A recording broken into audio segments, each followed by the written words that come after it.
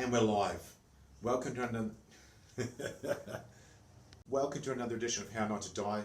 This time it's the how to use your phone safely in a location with other people around.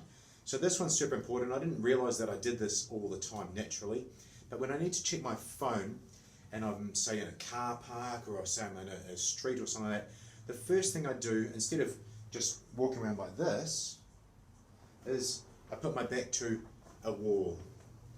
Nice little protected area, stopped 180 degrees of threat, can see what's going on around me, and I'm checking that phone. So checking the messages. Really, really simple technique, but what we don't want to do is have our head down on the phone, not be able to see what's in front of us, what's on our side, what's on our side. We've got 360 degrees of people around us. So let's check this out here. Just an example. Say I'm in this corner sort of area here. I've got the chance at a car park. Hey, I'll just pop in here. Great, so I've checked my phone here. I've covered this side, and I see what's to my front. Yep, I can just look up every now and then, check the messages, do what I've got to do, and then get out of there. So there's a little tip for everybody. How Not to Die, Phone Edition. Thanks for watching. Do check out the e-courses coming out soon. They're literally on the platform as we speak.